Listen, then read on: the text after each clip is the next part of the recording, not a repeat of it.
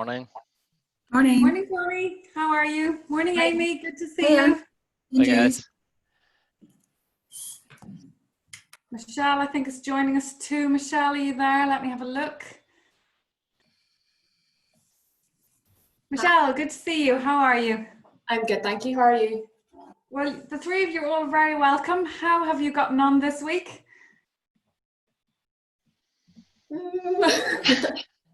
Well, I suppose the proof of the pudding is yet to come. Look, thank you all so much for coming along this morning.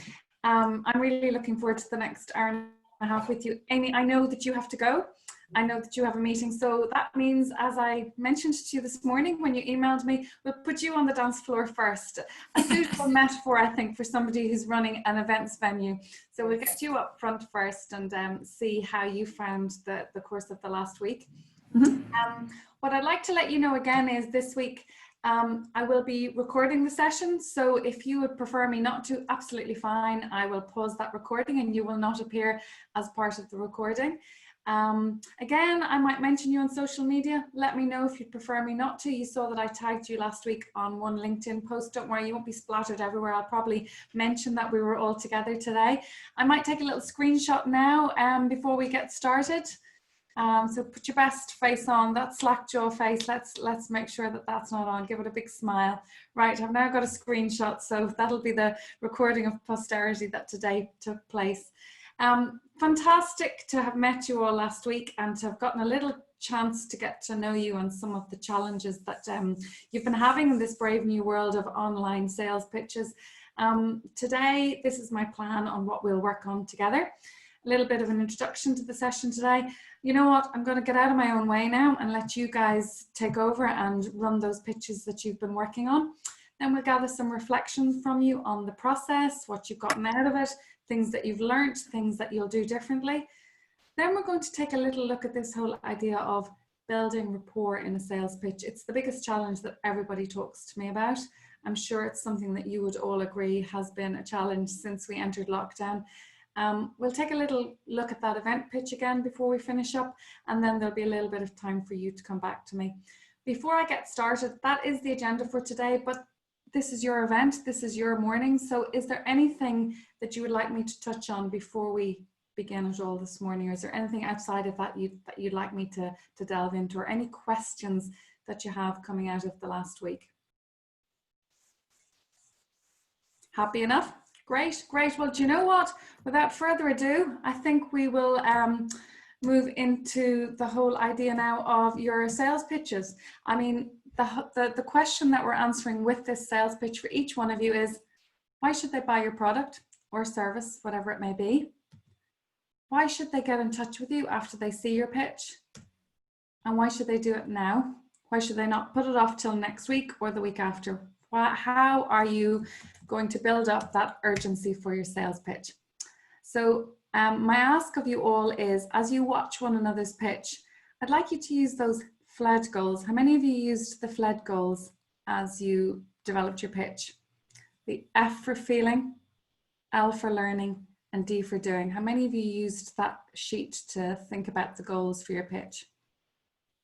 Well, as you watch one another's pitches, I'd like you to think, do you feel something? Has that person who's pitching told you something that you didn't already know, or made you look at some information that you already have in a different way? In other words, are you learning something new? Is there something interesting in there? Is it a new perspective on an old idea? Is it giving you the sense that something that you thought you had a preconception about or a stereotype about, is it changing your mind? Is there a learning in there for you? And D, does it make you feel as though you need to, just like this little boy, do you need to go? So watch each other's pitches and do one another the favor of looking at F for feeling, L for learning, and D for doing as we go through this morning's session. The problem for everybody is that we are all our own worst critic. And so we tend to be a little bit harsh on ourselves. And sometimes it's the people outside of ourselves that give us the best feedback. So it's great that you've got an audience here this morning. I'll absolutely facilitate and give you feedback, but do it for one another as well. Right, let's move on now and hand over to you. So Amy, I did promise you this very sought after slot. You are now going to be first one up. How do you want to go about this, Amy? And before we even get started, will you let us know as an audience who you are expecting us to be? Who are you actually? Yes. So after we talked last week on the webinar, and we decided that the idea of this would be best if it would be the likes of a social media kind of post. So I'd thought about the aim of the post and the video, and it is around conferences. It's around conferences in the new look of COVID-19. So my audience, my hope is my audience for you guys today to be potential conference planners, and maybe a wee bit uncertain with the new legislations about safety and confidence in booking a conference in today's new world, and also based on the fact that this is aiming to go out on the social media platform. I found it really difficult. A 10-minute slot. I know in the course it said no more than 10 minutes. So I've kind of got it to about 3 because I thought that's the most engaging for social media, because I don't want to risk losing anyone or risk someone losing an interest or not interested in watching the video to the end, because it will be a social media post. And I thought that this would be the best snapshot of what it is I'm looking to propose, how I wish to do so, and then a call to action towards the end. Yeah, very good, Amy. You're absolutely right. Look, that's my fault for not clarifying that. I think if you were sitting in front of a one-to-one or a small group of people, your 10 minutes is fine, because they've booked time in their diary to sit down with you, and clearly already they're somewhere in that funnel. You know, they're not going to book time with you if they're completely not interested at all. So you're absolutely right. The social media post comes at the top of that funnel, where you're trying to generate awareness and a challenge, so that actually you do get to the next stage where you have the chance to have the one-on-one. So you're absolutely right. It needs to be short. It needs to be to the point. It needs to be engaging. In other words, it's those 2 Ds that I talked about on the course, the direct and disciplined. So being disciplined with your plan in advance. And then I think it's say less with more, or say more with less. That's really what you're trying to do with your social media posts. So absolutely great. That's fantastic. Look, you have got a captive audience right here. Michelle, I'm sure events are something that you would do as part of your business development activity. So you are actually Amy's target audience. And Tony, for you, looking at the commercial side of your business, I'm sure events, workshops, things like that you might have liked to run for your clients before. Absolutely, you're Amy's target audience. And look, Amy, for me, workshops and events were my lifeblood pre-COVID. So absolutely, you're sitting in front of 3 people who will be able to give you some very pertinent feedback, I think. Brilliant. Okay, whenever you're ready, Amy. And do you have visuals? Do you have anything you want to share with us? I don't actually. It's just That's kind fine. of what the plan kind of really is, all being well, if this was a post that was approved to go ahead, to actually have it in the ballroom itself and in the conference floor, so you can showcase it set up and everything behind me. But at the minute, due with everything going on in the hotel, it's just otherwise preoccupied at the minute. So that would be kind of the aim. So that would be what, instead of having visuals, maybe taken away from the conversation, just to have it based on the room so people can get an idea. Totally. So we'll imagine you're standing in your beautiful ballroom, in the City Hotel? That's it. Okay, so hi everyone, my name is Amy and I am the sales manager at the City Hotel. The City Hotel is a 4-star hotel located in the banks of the River Foyle in the centre of Derry, within a short walking distance to all the main tourist attractions and public transport links. The hotel is a perfect base to visit the North Coast and the wide Atlantic Way. The hotel itself has 158 bedrooms, restaurant and bar, and private car park. Our dedicated conference floor includes our Corinthian ballroom, which can host up to 450 delegates and has 6 syndicate rooms. The hotel specialises in large residential conferences, exhibitions, meetings, gala dinners, and formals. However, 2020 and COVID saw a drastic change in events and meetings, with everything moving online immediately. Virtual meetings, Zoom calls, and Skype have all become the norm. However, this has affected the personal side of meetings, such as the networking and unofficial chats, which you see at the start of so many brilliant business relationships. Now, we understand that the show must go on in the business world, and we want to orchestrate that show in line with COVID. Risk assessments have been tried and tested, and we're delighted to say we are ready to welcome you back. Our events team at the City Hotel have undergone extensive training, and we have re-evaluated our conference model to meet the new normal. Following government guidelines, we can safely offer meeting facilities for up to 150 delegates in our Corinthian Ballroom. We can provide the space and peace of mind for your next AGM, meeting or event, with extensive new cleaning procedures, safety checks and systems in place to ensure you can fulfill your event expectations. Event planners have enough to worry with scheduling, assembling speakers, booking space, bedrooms and marketing without even considering the fast-paced COVID landscape. So let our team manage this for you. We're following legislation daily and updating our events model to coincide with guidelines to allow you, the planner, to focus on what matters. A recent study showed that 36% of those questioned believed that large events of 100 delegates and more will return in 9 months, and 40% saw small events of under 50 delegates return by the end of 2020. And these are stats we are very hopeful for. So get in touch with our team today and arrange a meeting to discuss your upcoming requirements by visiting our website on www.cityhotelderry.com or just drop a message on our socials and let us help you deliver the new normal in meetings and events in 2020. The end. Well done, Amy. That was pitch perfect in your delivery. Did you memorize that or were you reading a script? A bit of a script and a bit of memory. Oh my goodness, it was just pitch perfect. You probably, some of those things that you're talking about, you're used to talking about, you probably have those on the phone already, but my goodness me, that was a flawless delivery. How did it feel for you? You know what, as you say, we would do face-to-face meetings a lot, and especially this, since coming back after COVID, we've done Meet the Buyer events, and we now have a golf convention event coming up, and it's all been web-based. So my pitching in a way kind of flows anyway.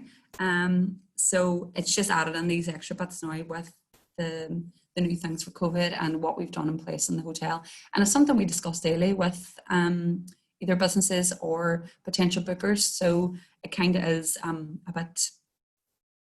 comes a bit natural, I suppose, but it's a bit strange just, I don't know, doing it like a pitch, I know, instead of like having engagement, if you know what I mean. I know, but you know what? It flows really, really well. I can tell that you're really comfortable with what you're saying. And you know what? Once you feel comfortable, your audience feels comfortable watching you, Amy. So really, really nice job. I think you should be very proud of it and watch that back and watch yourself. And I'm sure you've recorded yourself on your phone, have you? No. I was going to, and then I thought, no, Amy, that was your first lesson. I know, but what I did, I practiced loads myself. I just didn't. Right, to the bathroom mirror. Yeah. Yes. No, which is effectively the same thing actually, because your phone doesn't give you feedback. Right, I'm going to shut up and I'm going to hand over to Michelle and Tony. Feel, learn, do. Did you feel something from what Amy said? Did you learn something new? Do you feel compelled to act? Think about what Amy did. Is there anything that Amy did that you would nick for yourself, that you would steal for your own pitch? Is there anything that you think that Amy did that she did a good job of? I thought it was really well prepared, and it kind of covered off everything that someone would want to know if they wanted to plan an event. You know, how many delegates that they could have, the enhanced cleaning, do they have split separate rooms? Yeah, I just think she hit the nail on the head with it. You hit a point there. What's the stuff that people want to know if you're going to run an event? The number of people, this is the big one, the number of people. So you've told me with social distancing that I can get 150 people into your ballroom, Amy. So you're right. That's those key learning points. They're the things that people want to know at this moment in time. What about you, Tony? What do you think? Did you feel something, learn something, do something? Well, I just thought the delivery was really good. It was very natural. I think it demonstrated, you know, the script, if you used one, was very good. It was very clear and concise and informative, but I'd say the delivery was really natural. And I think the thing that struck me was sort of the overall message was that I have no doubt that you're in control of what the legislation is saying. And so I would pass that to you with confidence. I think I'd feel, based on your pitch, that you know what you're doing and that it's not something I have to worry about. My concern is just organising an event, and you're going to look after all of the sort of terms and conditions that are associated with COVID. So that came across very strongly to me, that sort of sense of confidence that these guys know what they're doing. Yes, they can cope with the numbers and they can handle, but they know what they're doing and they're changing this as the picture emerges, you know. So I got that very strongly from it. But the delivery, that, you know, for me, I think you came across as very much in your comfort zone. You know, you looked good. Your flow was good. You were very clear and easy to understand. So I envy all of those things. So Thanks. Amy, I've picked 4 things out that people have picked out of your pitch. And I think these are the things that could be your hook, actually. For me, did you take a look at any of the behavioral science stuff on the course? Did you get a chance to look at any of that? So the whole idea of framing, social proof, scarcity, difference, all of these little things. I think for a pitch, to do that thing where somebody's like, oh, I need to lift the phone and I need to do it now, rather than, oh, I'll just put that on the long finger. Because what happens if somebody puts something on the long finger? They forget. You know, they're busy, they get on with their life. That thing that they thought they needed to do just gets pushed down the priority list and something else takes over. The chances are, if they lift the phone and give you a ring, an action will take place. Whereas if they think, oh yeah, I'll do that in a week, a month, whenever, you know, the next time I do an event, I'll think of ringing Amy.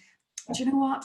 The more time that elapses, the less chance there is that happens. So I think pulling in some element of some kind of behavioral science to trigger a little neuron in their brain is the key thing. And for me, actually, I would suggest that you take a look at your structures, and I think start with a hook. So a lot of that pitch that you've got about, oh, our ballroom takes 450 people, we're a beautiful base to, you know, visit the North Coast, we're located by the banks of the Foyle, all that stuff. I think people give you permission to talk about all that stuff once they realize, why does this matter to me right now in this moment? You run the risk, if you're kind of doing all that business as usual stuff, that they'll have turned off by the time you get to the bit where you're going, hey, see you in your AGM and you're struggling. Let me help you with that. So if I were you, I'd think a little bit about your structure and think about those behavioral economics things. What do you think for you right now in a world of uncertainty, insecurity, people trying to manage perceptions, people's fear of looking like they're doing the wrong thing? What do you think, out of all of those behavioral economics things, what do you think is the number one thing that will make somebody lift the phone? So we have framing, we have difference, we have social proof, we have owning the moment. We have all of those concepts. What do you think is the number one thing that will make somebody think, oh, it'll be all right if I do it? Anybody got any thoughts on that? Imagine you're Amy sitting there right now. What do you think is going to be the thing that might make somebody lift the phone to Amy? What about the idea that, well, somebody else has already done it? So that idea of social proof, does that take away the risk for you a little bit if you know that, insert company name here, who's given you permission to talk about them, of course. I'm connected to Rajesh Rana on LinkedIn, and he put up a post the other day of his Crowne Plaza ballroom, you know, that ginormous ballroom in Belfast, and it was set up for a client's AGM. Now, he didn't give me the client name, but he showed me the AGM was laid out, and I don't know, probably for 20 people, and you could see that it was laid out at 2 meters social distance. So I know for a lot of people right now, those AGMs on Zoom have been a real challenge for them, and they really do want to bring people into a room to do their AGM. I know the Chamber are looking at a different way of delivering their AGM, because everybody at this stage has attended a really boring Zoom AGM, which the point of an AGM is to engage your membership, to engage your stakeholders, to make people feel like they want to continue to work with you. And if it's boring, snooze on Zoom, well, it's just not going to do that. So bringing people into a room, you talked to me about that whole idea of networking and bringing people together. I think if you lead with that social proof idea, and only last week we had, and if they will let you use their name, Derry Chamber was in here last week with their AGM, and if you've got a photograph of that, of people sitting safely, great. Now, if you can't use the client's name, at least having that image set up actually triggers things in people's brains. So I think think about that social proof, Amy. Play on that would be my advice. Always for all of you, think about that behavioral science and think, what's the thing that I can use? Just one. You don't need to use all 6. Throwing all 6 at it, it's just not going to work. Think about the one little nudge that you can build into your pitch that's going to be the reason why they lift the phone to you now. So I would suggest that you actually frame up your pitch at the very start with, I'm sure, like so many people, you've attended Zoom meetings and you're really missing the networking, you're really missing the face-to-face. Well, fear not. Here at the City Hotel, we're on top of all the legislation, blah, de, blah, de, blah. And then at the very end, you can get into your bit about, we're a fabulous base for visiting the North. You can do the rest of your pitch there. Does that make sense to you? Yeah. Yeah. I'm thinking for the social media audience, they're a tough crowd. They switch off. So I think for you, that's going to be a thing for you. Try that and see how you get on. And I think you're so right. That beautiful ballroom behind you, somebody, in a high-vis jacket who's in charge of the health and safety, hi, this is Michael, and he's got his clipboard here to make sure that everything's good for, whatever it happens to be. Any of that evidence, any of that proof, if you've got the charts that you use to sign people in, you've got your COVID list, I'm sure you've got a list of questions people have to answer before they come to an event. If you're actually holding that up, I think that's what they'll want to see, and that'll give them the reassurance. But those 4 things, number of delegates, legislation, missing the networking, so I can't even read my own writing, but you know what, watch it back. But those things that Tony and Michelle picked out, they're your hooks, really, Amy. Perfect. So really nice job, really fluid, really nice camera presence, so good job. Right, who is next? Michelle, we give you a go? Great. Yeah, I don't think mine will be as polished as Amy's. Listen, don't be Tough act to follow. before you even start. And rehearsal, practice makes perfect, and that's why you're here in front of us, so that you have the chance to get the words out of your mouth in front of the audience. We are the keyboard warriors on the other side of Facebook, Imagine, or whichever platform you're on. So, Michelle, tell us a little bit about your pitch. Who are we for your pitch? And what were you thinking when you sat down to put it together? So long before I joined, a lot of the team sat and recorded videos with the last marketing manager, and kind of talked about what they did on a day-to-day basis and how they helped clients. Some of them were quite long, which is quite annoying, and they were all made initially for social media. And over the past while, I've been trying to cut them down so that they're in like short snippets that we could then share across our social media, because I think like round Mid-Ulster, Cavan Kelly is a pretty well-known name, but I don't think everybody knows everything that we can do and everything that we can do to support them. So what I can almost certainly assure you that they don't. So what my idea was kind of to have an intro video, which is what I have drafted, that would then form like a suite of videos with the other managers kind of talking about their day-to-day and how they support their clients. But mine's actually really short. If it's 30 seconds, that's probably as long as it is. But yeah, it was just kind of that intro frame and video about how we can support clients, and then there would be a wider suite that we would start to share across our social media.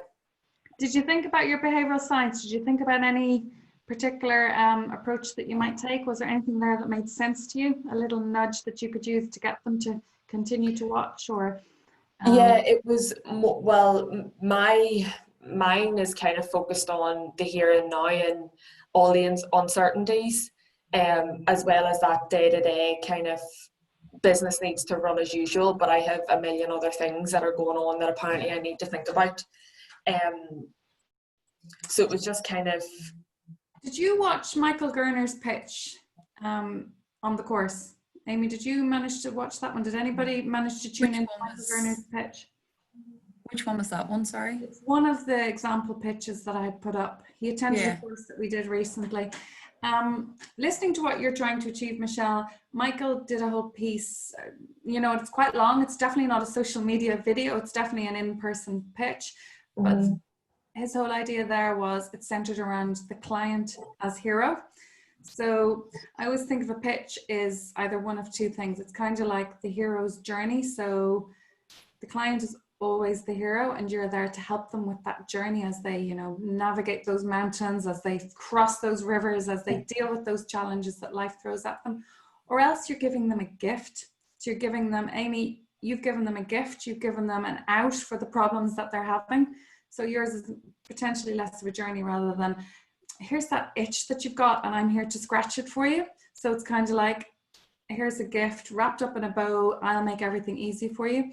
Michelle, what you're talking about there is probably, metaphorically kind of a journey that they're on. There's so many challenges that these businesses are having right now, and they need to focus, they need to do them. So you do you, and we will step in and provide our expertise to help you with those things that you're not an expert in. They don't have to be an expert in mergers. They don't have to be an expert in, conflict resolution. They don't have to be an expert in keeping on top of government grants and bounce back loans and all of those things. Yeah. You do all that stuff for them and let them get on with manufacturing stainless steel products, or helping people with their challenges in their businesses. Whatever they do, let them focus on that. So kind of a hero's journey kind of metaphor is what I'm hearing as you're speaking. Okay, all right. Okay, well, let's have a listen. Let's see how you get on. And for Amy and Tony, I would love if you would feed back to Michelle and think, right, did you feel something? Did you learn something new? And do you feel compelled to do something as a result of hearing what Michelle says? Okay, over to you, Michelle. Okay. Hi, I'm Michelle Donnelly and I'm the Business Development Manager at Kavanagh Kelly. At the moment, there's so much information out there for businesses, whether it's on coronavirus support schemes, people telling you how you must prepare for Brexit now, but you're not quite sure what you're preparing for. And this is all on top of the usual day-to-day actions you must take when running a business. It's hard to understand what's actually relevant for you. At Kavanagh Kelly, we're helping our clients navigate all these challenges. Whether you're a hairdresser, farmer, restaurant or manufacturer, our team of over 70 experts can help you manage your accounts, pay your staff, file your VAT returns, ensure your JRS documentation is correct, or even help you put a plan in place to ensure you can trade in the EU and UK come the 1st of January. If you want to find out more about how we can support you, visit our website or contact us on 028 8775 2990. That's it. Well done. I did not time that, but it's short and sweet and to the point. I kind of raced through it as well. I could feel myself racing. You know what? The delivery is lovely. You look great on camera. You've got a nice pace, and perhaps you could have dropped in that strategic pause. That I think your pace is nice because you've got energy to it. Sometimes if you slow down too much, it can seem like you're about to fall asleep. And you don't want that. You want people to feel energized when they listen to you. So I think that energy is nice. The one thing you can do if you are finding yourself doing that, ooh, I'm off at 100 miles an hour, and believe me, you're speaking to somebody, that is totally my challenge. I get really excited and then my accent is different to everybody else's and nobody understands a word I'm saying. So I need to sometimes in my brain register that and go, okay, I've just stopped for a split second there so that your brain can catch up with where I'm at. So that's all. Maybe a little strategic pause at the end of a sentence can give us time to catch up with what you're saying. But everything you said made so much sense to me, and you've totally demonstrated the breadth of your services there. I'm going to hand over to Amy and Tony and ask them what they thought. Feel, learn, do. What do you think? I thought that you spoke really well, really clear, and I thought it was brilliant that you started off being really engaging and addressing the issues and highlighting how this can be specific to certain people. So kind of already you're hooked if you're already confused about these certain issues, and then you straight away came on with how you can help, and it was really clear, and I think you spoke brilliantly. It's really, really good. Yeah, definitely. And you see that hook, wasn't it good? Yeah, brilliant. Here's why you need to ring me now. Tony, what about you? Totally agree. Real short, sharp, to the point. The Brexit word was the thing that caught me. You know, if I was certainly someone say, I better give this person a ring because they know what they're doing. No, I thought it was, you know, it was energetic, short, sharp, and a clear call to action at the end. So very good. Michelle, I think you've done a lovely job there. I would say perhaps what you could do to bring it to the next level is that F for feeling. Mm-hmm. And how am I going to feel something? How do you think I will feel something when I hear your pitch? I don't want to say like panic businesses, but you almost want to make them to start worrying about what's going to happen if they're not prepared, because I suppose with, you know, the financial support ending and then Brexit kicking in, there's just a lot for them to be thinking about at the moment, where there's a lot of help currently masking potentially a lot of issues in businesses, and I think that's what they need to start thinking about now, and thinking about how or if they'll even be able to get out the other end of this, which is a sad thing to think about, but it's probably that's probably the main thing. I think it's like them realizing that they need to be on the ball with this. You know what? I think you've hit the nail on the head there. A little bit of fear can be a good thing. You have to be careful with fear, because fear can make people feel defensive. If you come on going, oh, you know, Brexit is coming, have you filled in form X, Y, Z and 2B and all the rest of it? They're just going, oh, you know, they might just get defensive. So you have to balance that play on fear with a message of hope. You know, a lot of the times when I run these sessions, people say things to me like, you know, people don't want to hear negative stuff. They want to hear what they can do about the negative stuff. So being solutions oriented in your approach, I think, is a good thing. That's my gut feeling in listening to you, Michelle, that you really sat there and said, here's all the challenges, but here's all the things that we can do to help you to resolve those challenges.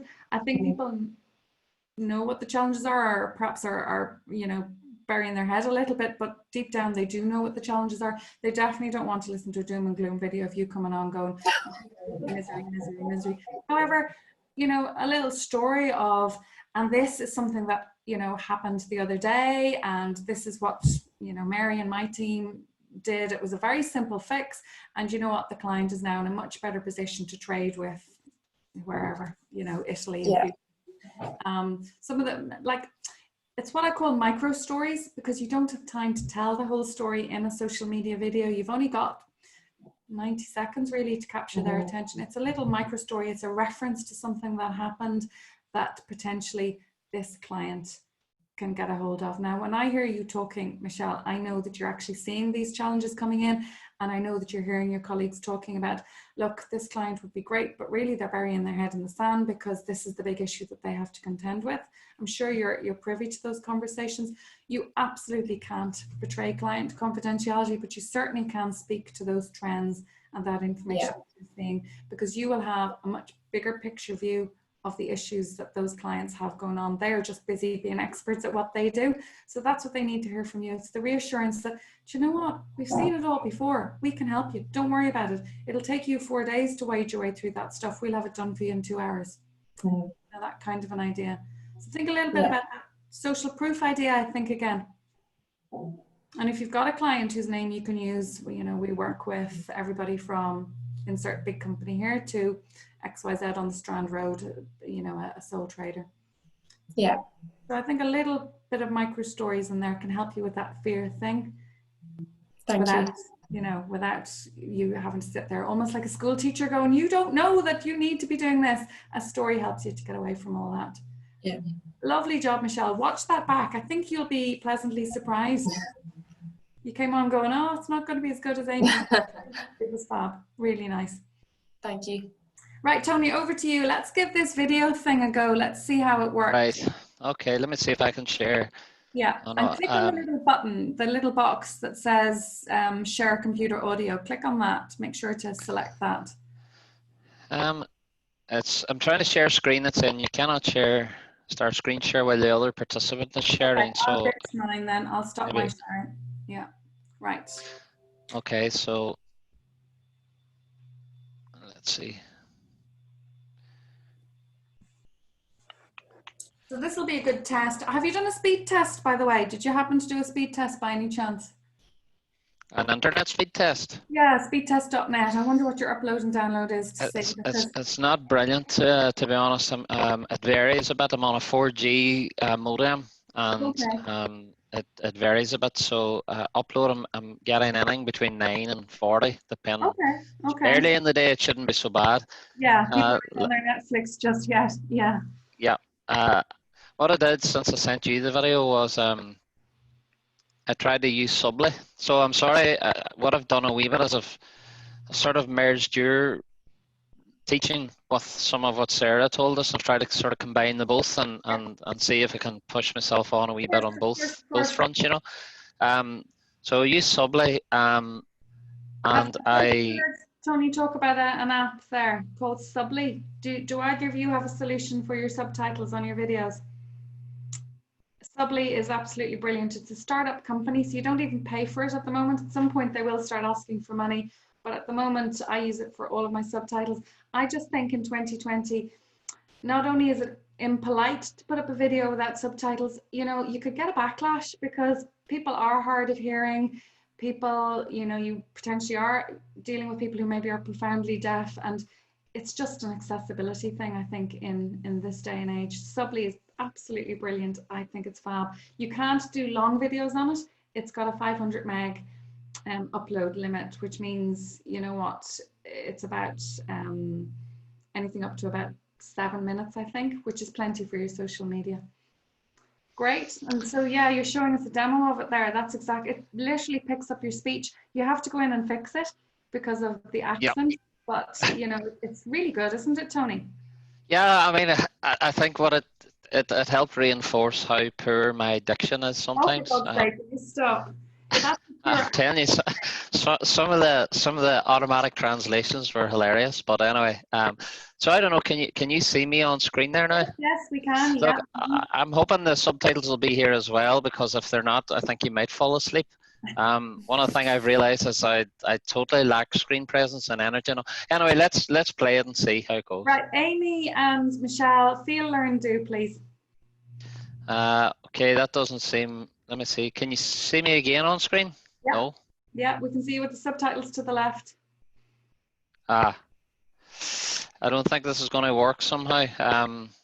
Might not work with subtitles, Camilla, and it might not work with me sharing screen because I'm not sure if the audio is going to come through. If you take back control, can you play the video? Yeah, I'll try it. Okay. Yeah. Okay. All right, I'll try it. Sorry about that.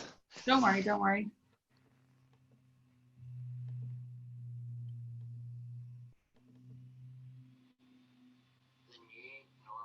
Right, I've got you now, so let me.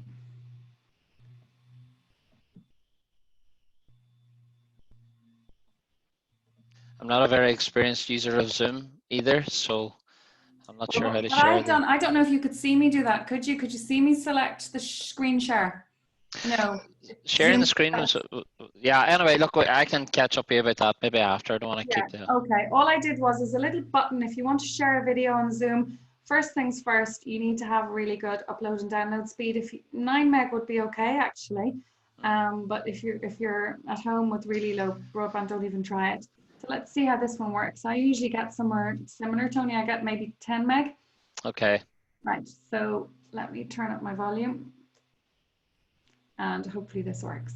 The new normal. Can you hear that? Yep. Did you hear Tony say the new normal? Yeah. Okay. Do you remember what life was like before face masks and social distancing? Isn't it amazing how quickly we can make the necessary adjustments to how we think and behave when we have to? But how good are we at thinking about doing things differently when it's not mandatory, when we don't actually have to make changes? Could you be managing your fleet in a different way, a better way, a safer, more efficient and more productive way? I'm Tony, and I'm the Commercial Manager at Terramar. We provide GPS vehicle tracking and full fleet management solutions to fleet operators, large, small and in between, locally and all over the world. We help people like you to know where your vehicles and your people are at in real time, helping you to make fact-based decisions every time. We help you match fuel spend to vehicle activity, allowing you to quickly identify if you've got a problem. We help you monitor maintenance schedules and record all servicing and repair costs. And we assist as you manage your duty of care obligations to your staff and to the general public. We work with you to assess and improve your fleet and staff productivity. At Terramar, we have the technology, the easy-to-use apps and online software, and the experienced and supportive people. We know the challenges are different across different sectors, but we work across a whole range of fleet operators, and we know we can deliver a really solid return on investment everywhere. We have seen this across all of our clients, the transport companies, the utilities providers, public transport operators, councils, humanitarian organisations, sales teams and more. Our approach is sensible. We'll work with you to help you understand your current position, identify where change is possible, and we'll travel with you on your journey to improvement.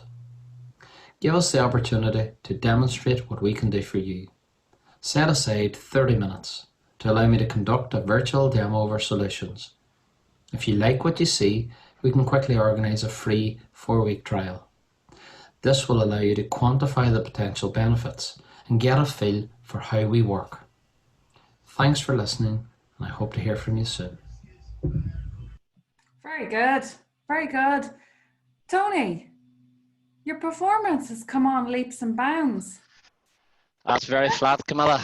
Very You're flat. definitely getting more comfortable with it, do you not think? I mean, I do. I didn't get a lot of time this week. You So it did. took a few hours. Yeah. I took a few hours yesterday, and I think you're right. You know, the first few videos were awful. So I never said that. That was you saying that. no, but in truth, I mean, it's. I think, you know, trying to be as objective. You're right. You're your own worst critic, but trying to be objective and comparing myself to both Amy and Michelle earlier today. I mean, their delivery was energetic and punchy, and I do feel that mine was very flat, and I think that's just a confidence thing, really.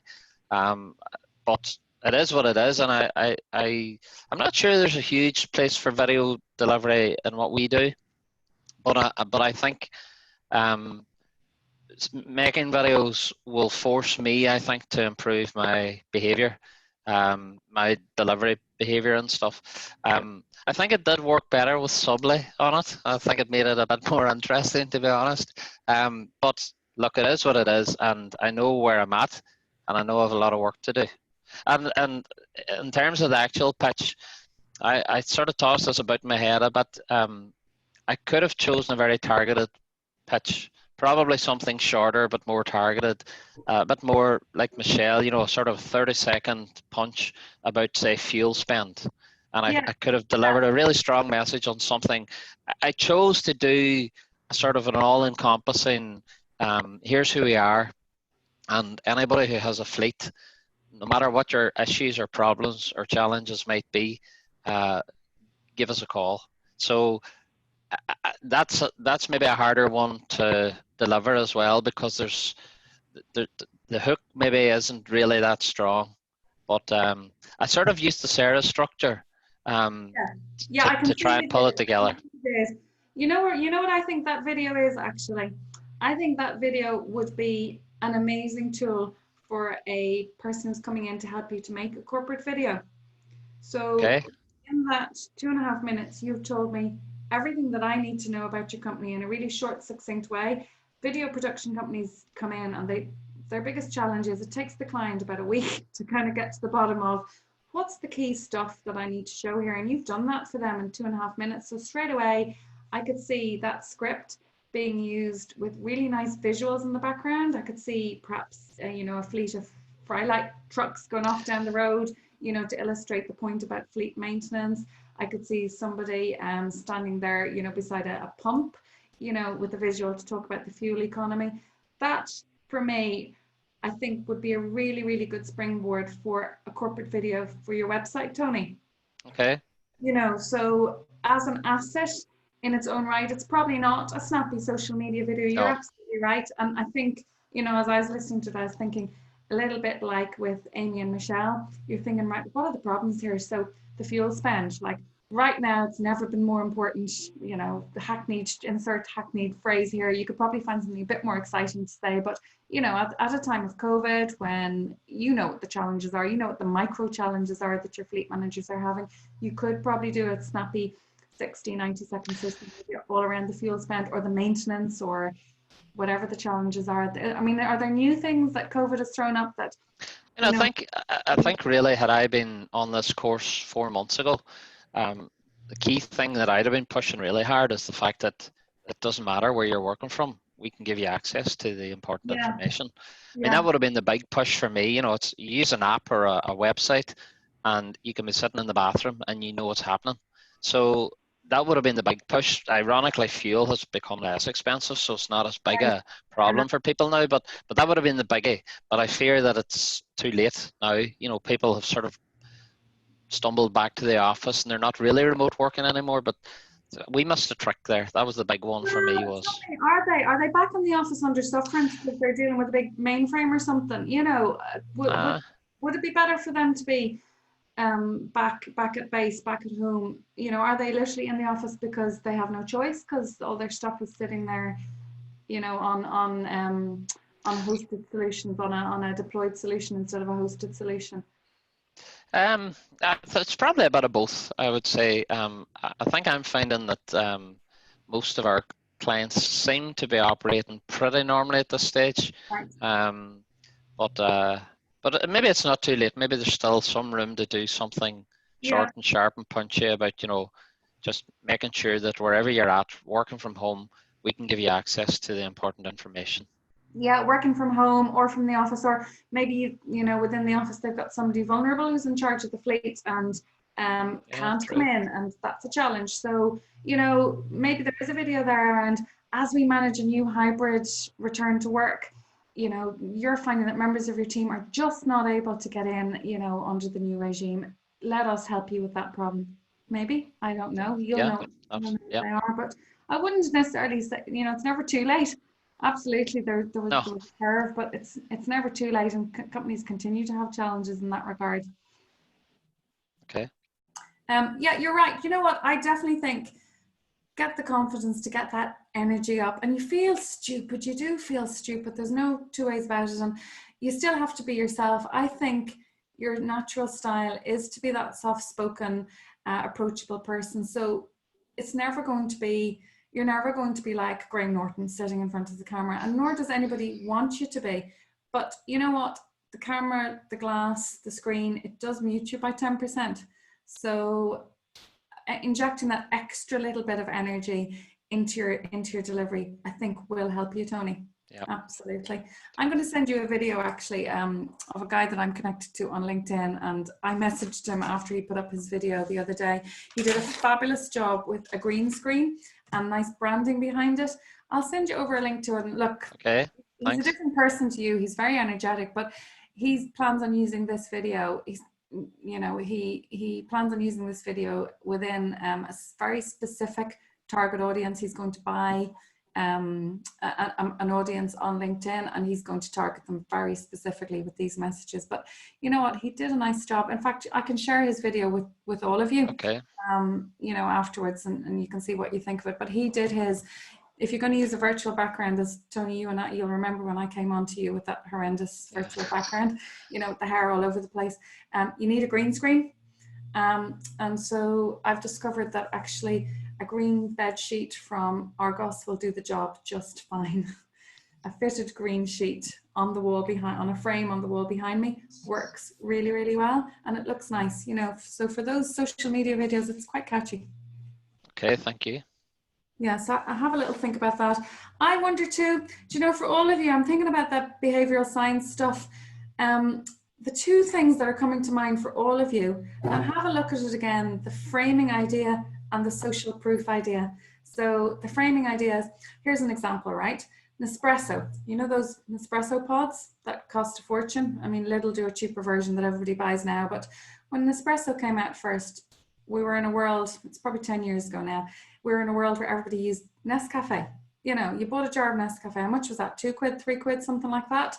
and you put a spoon of Nescafe into your office cup and you went to the kettle and you filled it up, and suddenly an espresso appeared. How much is an espresso pod? Does anybody know? Anybody have an espresso machine? Like £2 a pod, Yeah. £2.50 a pod maybe. Crazy money, right? 25p a pod, sorry. Yeah. Yeah, a pack of Nespresso pods is, yeah, what is it, £2.53? So Yeah. it's 25p a pod.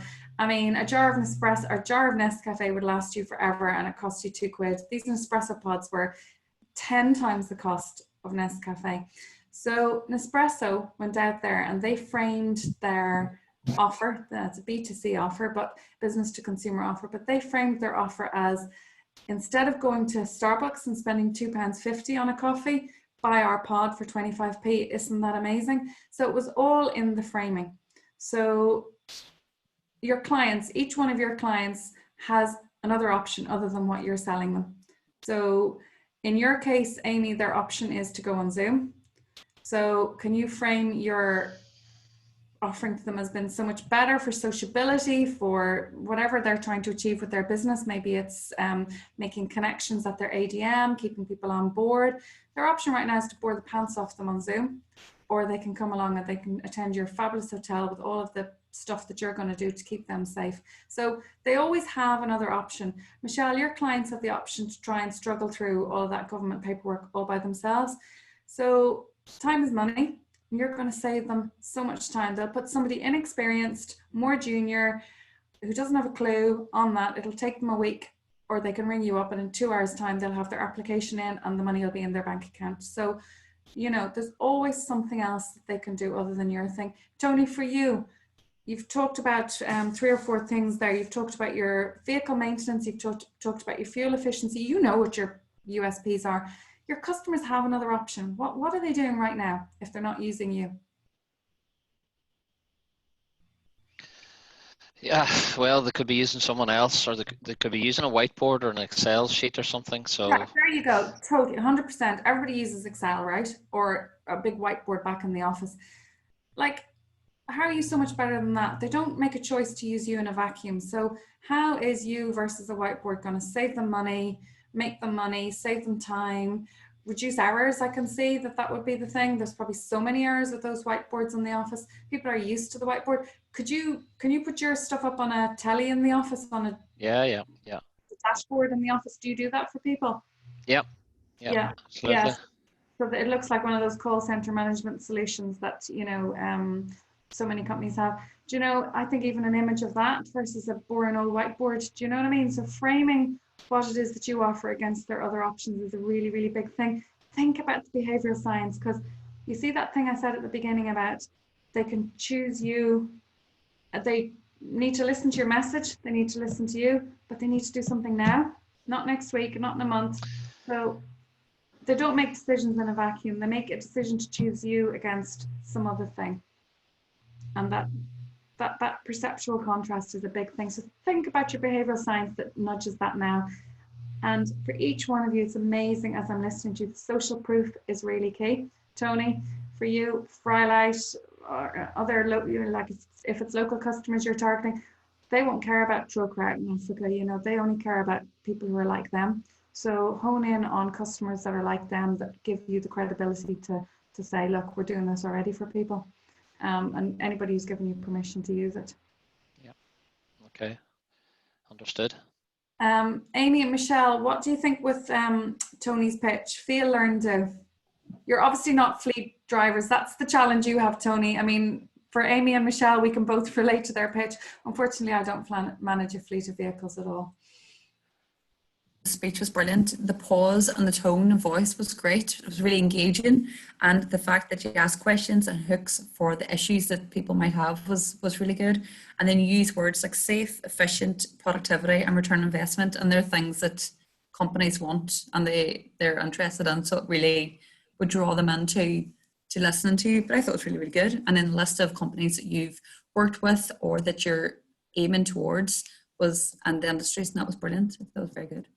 Yeah, really nice. Yeah, I agree. Positive words. Michelle, that was the thing we're talking about with you. You're dealing with horrible, sucky challenges, and so is Tony, but he was using all those positive words that do that priming. They do all that brain priming stuff. Yeah, really nice. What did you think of Tony's pitch, Michelle? Feel, learn, do. Yeah, I thought it was really good as well. Like, I thought your delivery was brilliant. It was calm and collected, and it was like you really knew what you were talking. You obviously do really know what you're talking about, but you could that really come across. This is your area of expertise, and you could really, I think, hear that and how you delivered it. And then I thought your intro was really, really good as well, about how you framed it in the current situation, and moving to change, and that, and then how I just thought it was really, really good. I think it was far better than you actually think it was. Thanks. Agree. Thank you. I agree. I think all of you need to watch those back and realize exactly how positive all of your delivery was. So we've now done the pitches. I'd like to ask each of you, what was your takeaway? What are you going to hone in? What are you going to do more of? What has this course made you think about when it comes to those pitches? Tony, I'll start with you. You're the first person on my screen in front of me. Yeah, I think something I was aware of throughout, it was about that sort of direct call to action. Why now? How am I going to drive somebody to do something? I think that's a big challenge for me. I think I failed to do that.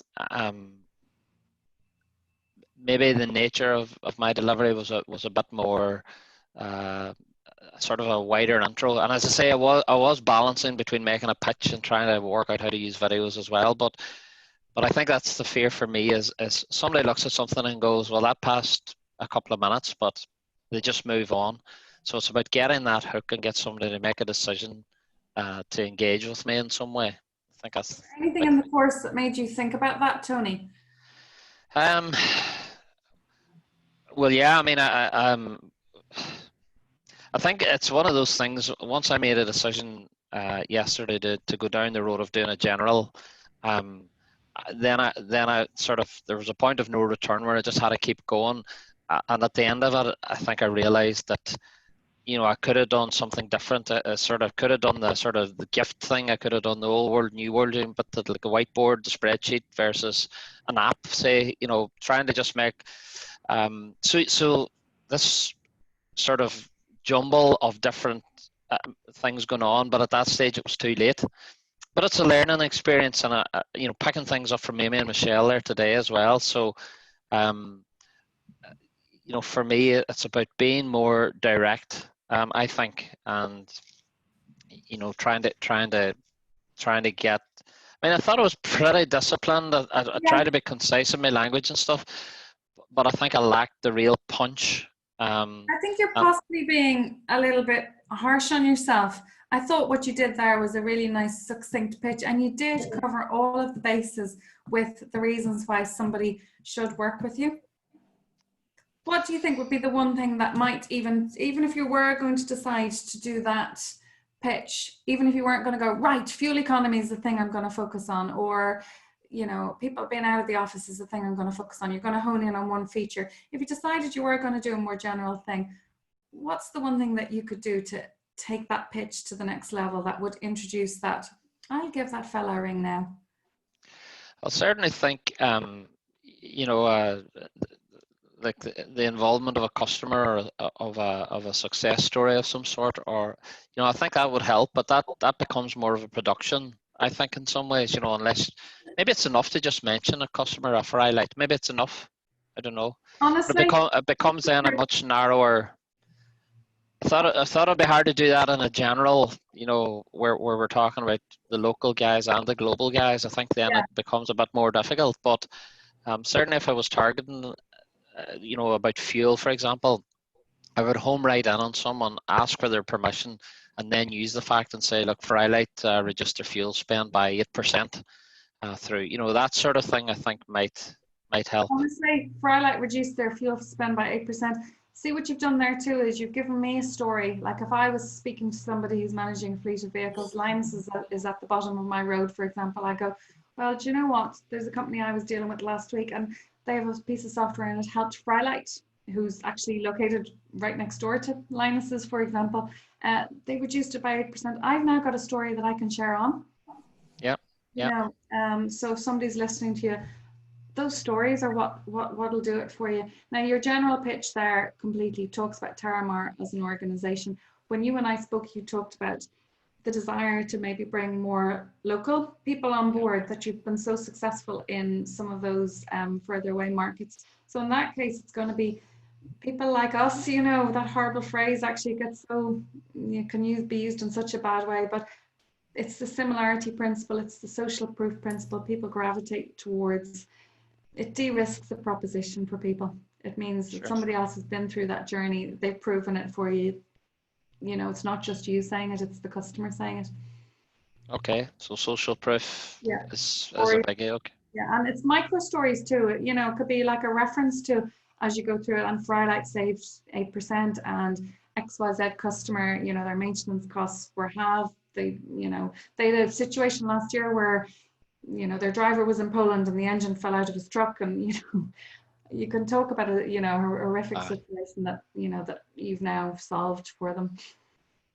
Okay, I think when I was sort of looking at you spoke to Michelle a wee bit about the fear, you know, and the feeling, don't go for it too heavily or it puts people on the defensive.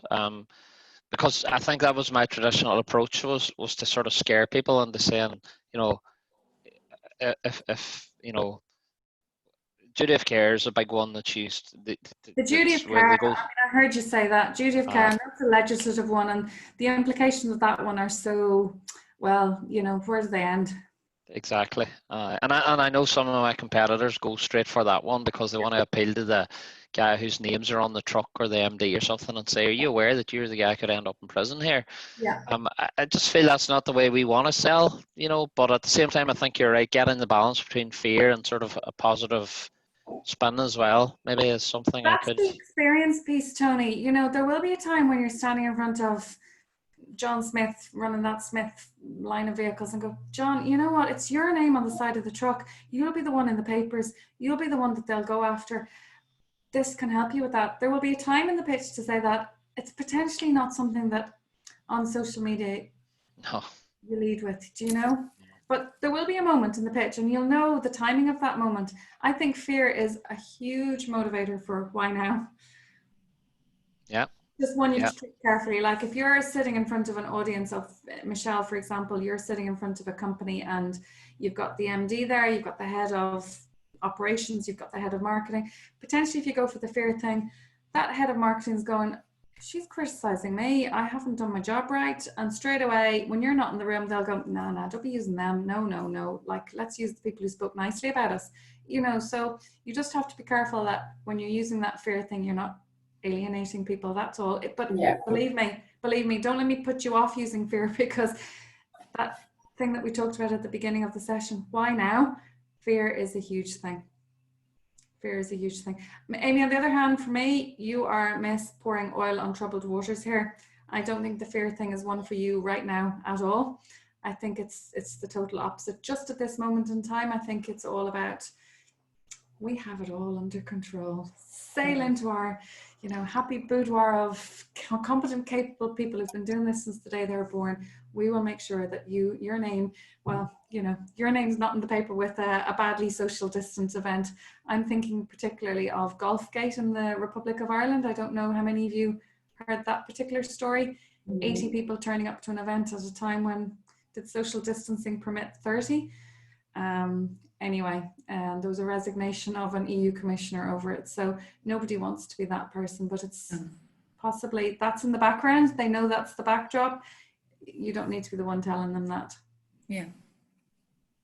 Yeah, very good, very good. Right, sorry, I totally digressed there. Amy, over to you and the course. What has it done for you? I think have more of a structure, as you said, going with the hook to start with, as opposed to kind of the airy-fairy backgroundness.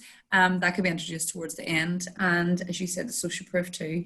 And kind of just the setup of it to be a bit more engaging and a bit more of, here's what we've done previously, or this is a recent event that we have hosted for X company, and just kind of bring in a wee bit more relation, a bit more like, what's the word I'm looking for? Relatable, sorry. Yeah, a relatable piece, Relatable. isn't it?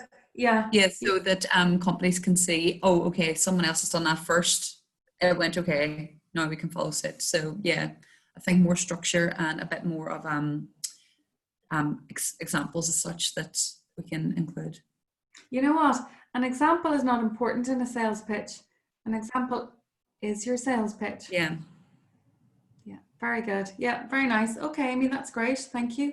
I'm really sorry. I'm going to have to scoot. I'm You really did sorry. say that. All right, we'll get the recording over to you, Amy. I'll send you Brilliant. that example of that video that I was talking about as well. Yes, great. And it's fabulous to finally meet you. And Good luck with it all. I look forward to seeing you up on Facebook then promoting yes, both hotels. make sure you all like it. Absolutely, absolutely. Thanks.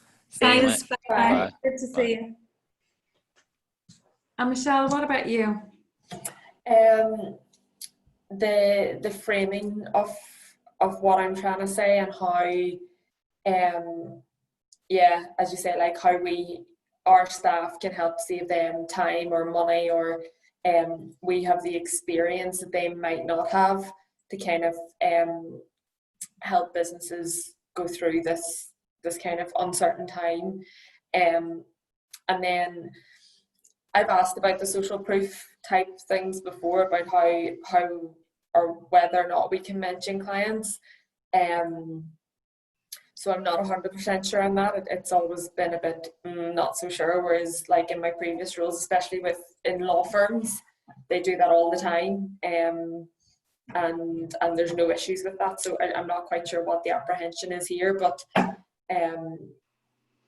yeah, it's something that I'll try and push that forward a bit more as well. Yeah, I mean, a client name is always fabulous. Do you have names up on your website? No. No. Okay. Well, you know No. what? That just may be the culture of the firm, and I get that too. People maybe feel like this is a relationship, but you definitely could say, look, we had a manufacturing client in last week, and this was their challenge with upcoming Brexit legislation or whatever it happens to be. Yeah. And in 2 hours we had it sorted. You know, it's okay. As long as there would be no way that client could, if everybody knew that your only manufacturing client was, I don't know, Moy Park, you know. Yeah, that's wishful thinking. Just so long as the client isn't identifiable, and you know, you maybe don't have to say it's a manufacturing client. You just making sure that you're using language that doesn't make somebody identify. I get that. You do have to be super careful of that, and if there is a reluctance to do that, that's possibly the culture of the organization. Yeah. Thinking about those challenges that somebody has had that you have, I think will be important for you. So I think what you're talking about there is maybe setting up a little suite of videos. Yeah. Yeah. Sorry. Yeah. So before I joined, there were videos already taken. Now they wouldn't have been done the way I would have liked them done. And like some of them were very, very long, and would your colleagues be willing to even re-record, and you could ask the question? I would prefer that. I think there was a lot of like eyes swinging around the room rather than looking at the camera, and that was one of the first things I picked up on, where some of the content's brilliant, but the person's looking at like the wall, which is a wee bit frustrating, because you're like, if I'm picking up on that and it's just a headshot, other people are going to pick up on that. Michelle, go in and tell them their last video was brilliant, and do they mind if the lighting wasn't right? You know, could you bring your iPad, and if you sit the other side of the iPad, they can look at you. Yeah. You can ask questions. Yeah. Yeah, I think that's where we would like to get to, because definitely the engagement on our social media is far better when you have a photograph or a video as well. Yeah, very good, very good, very good. Well, look, what's the one thing that you would take out of the course then that you would do differently? Slowing down my delivery.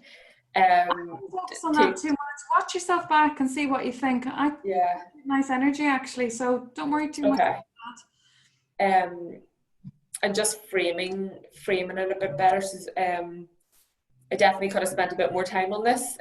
So yeah, just trying to frame what I'm trying to say in a way that engages with the audience. So, and potentially doing more tailored videos, so talking about, you know, there's a new grant for farmers, do we focus on something specifically for them, Yeah, yeah, and doing it more specific. yeah, yeah. It's the same thing that Tony just talked about, isn't it? It's like the general pitch versus the specific. There's room for both, you know, and Yeah. the more general one is possibly more of a website asset. Social Yeah. media is definitely about what's the thing that is going to make them keep watching. Mm-hmm. Really nice though. Honestly, watch it back. Thank I you. think you possibly are being unnecessarily critical of your own performance. I think you'll be pleased when you watch it back. I think in terms of an asset that describes what the company does, even as a kind of a pinned asset to go up on Facebook to say, well, do you know who we are? I mean, you might think that we're an accountancy firm, but here's all the things that we could do. It's quite nice. It gives you a nice broad base, and you talk about all of the clients that you have there, you know, and so I certainly wouldn't feel loath to approach you regardless of where I sat on the spectrum, small business to large business. Mm-hmm. So watch it back, Michelle. I think it hits the mark. I think it hit the mark for what you wanted to achieve. Perfect. Thank you. So the next thing I wanted to look at before we wrap up, we have a few minutes in hand here, is to think, did either of you get a chance to look at the questioning section of the course?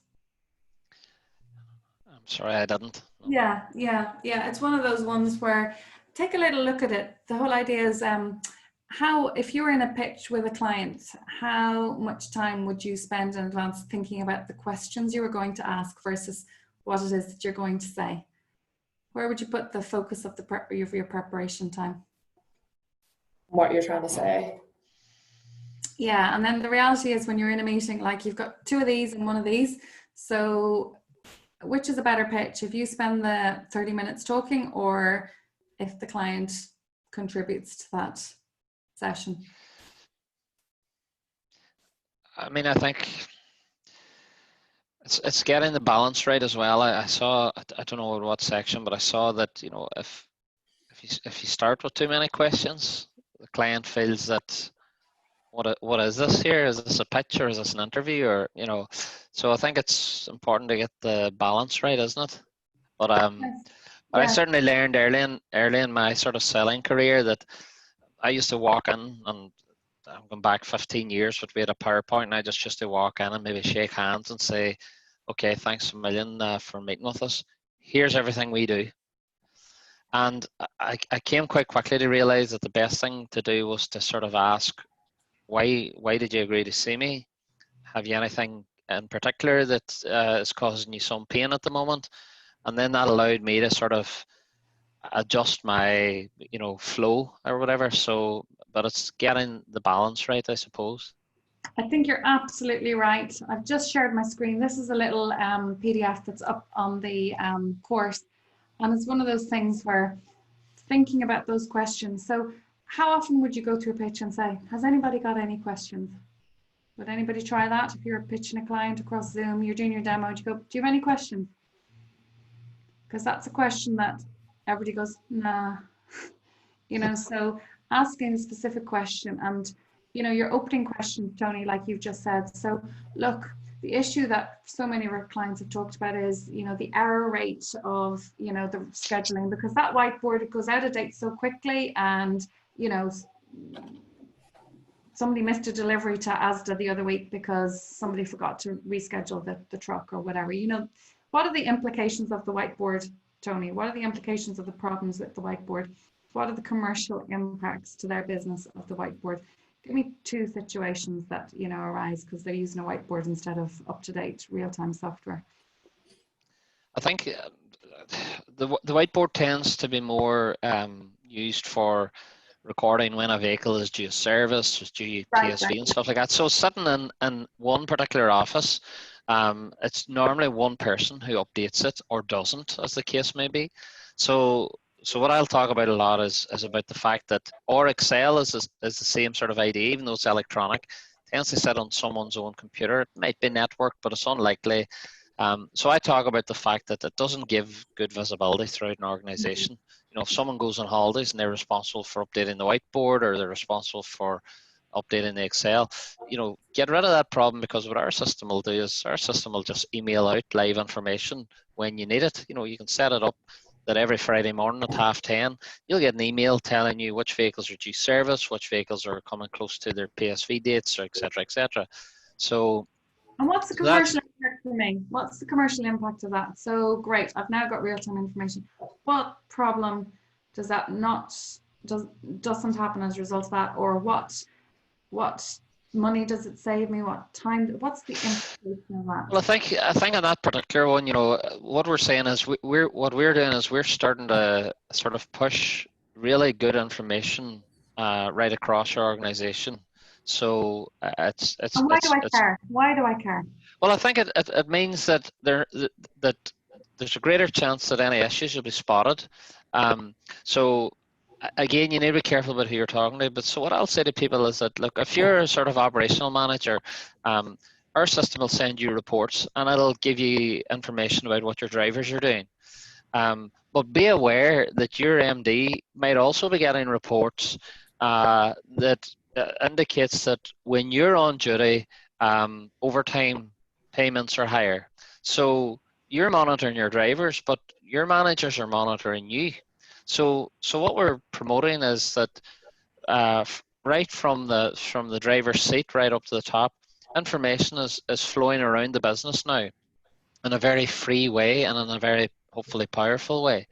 And it becomes, as I talked about in the video, you're dealing with facts, not assumptions, because you're getting live information, and it's independent information. So it's not biased in any way, So sometimes, it's easy for you to bring a driver in and say, look, you're speeding too frequently. That's not a subjective thing. You've got the stats in front of you. Yeah. So it takes, it becomes, really objective discussions. But it's ultimately about improving. See what you did there. The example with, for example, bringing the driver in there. You've made that concrete for me. So Yeah. it's the implication thing that I really want to hear from you. So all the things that you're saying to me, you see, for me, rationally, I can go, yeah, everything that is, yeah, that's good. But you know what? I'm going to have to spend money on that, and the whiteboard's there, and I have 5 new clients I need to sign up. So why do I need to do this now? So you've just given me a reason. Bringing in that driver, those freaking disciplinaries of the drivers, they drive me mad. They take up half my week, and they argue with me. But now I've got an iPad that shows them that will help me with something. So do you know what I mean? So funny, just to share very quickly an anecdote, a real one. Many years ago, I went down into Crosscar Foods, and I was doing my pitch there and doing my thing. And anyway, the guy agreed to do a trial, and ultimately we ended up winning the business. And the guy, he was an accountant, a financial guy, and he was sitting there as MD. And he said to me, he said, look, you come in and you made your pitch, and he said, I asked you, give me a couple of reasons why I should go for you. And one of the things you mentioned to me was that your system would generate reports automatically and email them out to me. And he said, honestly, he said, when you left the room, I thought it was a bit weak. He says, he says, we were talking to others as well. And he said, we trialed others, but he says, you know what I'm going to tell you? That was the one thing that made me choose you. He says, so you did say it in the meeting, but he says it didn't register with me. And he says it became the reason why I chose to go for you, because all of a sudden. What did that do for him? Why was that? Well, it gave him, I guess, very reliably. Every morning he had a report sitting in his inbox that was generated by our systems, and it was a really sort of informative, concise summary of what had happened the day before, and he was able to draw real value out of that and use that to deliver benefit, whether it was what you're doing there is you're changing a feature from a benefit. So don't tell me email me reports, you're selling me reliability. Do you know what I mean? Yeah, I think I learned from that as well, that I had a tendency maybe to just list out features without supporting them in a way that allowed people to really get it, sort of really understand where the value. Buy a book called Spin Selling. Okay. So spin is this questioning technique. Now, do you know what? You have to be careful with it because it was written 15 years ago. So SPIN stands for situation, problem, implication, need, payoff. Now it's a bit weird, right? But nowadays, the situation and the problem questions, you just don't ask clients them anymore. Honestly, we live in a world where everybody has a website, everybody has a Facebook page, everybody has everything. If you go in asking them, where are your depots located? Honestly, you should be shot stone dead. You don't go in asking situation questions anymore.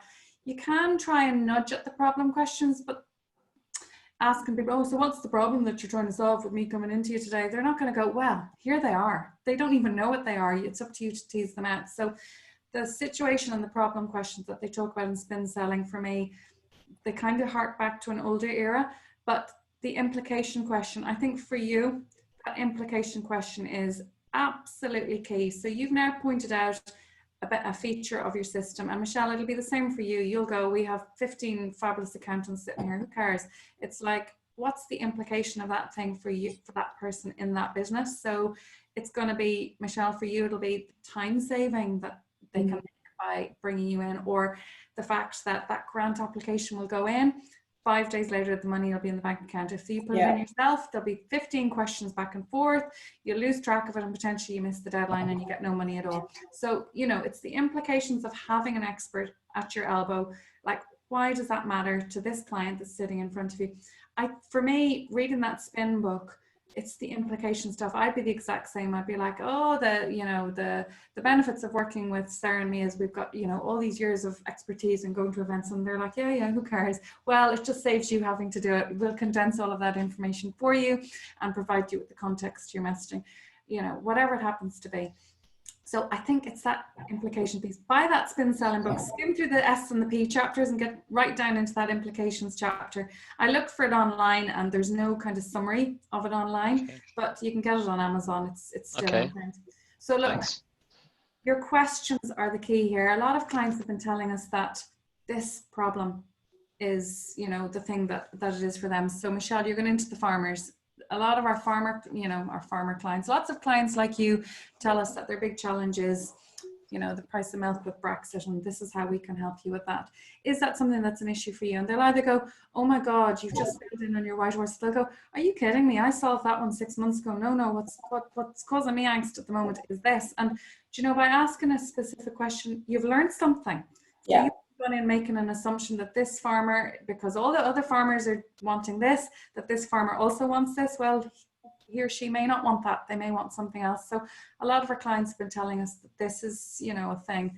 Or do you know what, for you, Tony, today's meeting is about my software system, but for you, what are the operational challenges or the operational goals for your business in 2021? So Michelle, you're going into your clients, and today's meeting is about an accountancy service.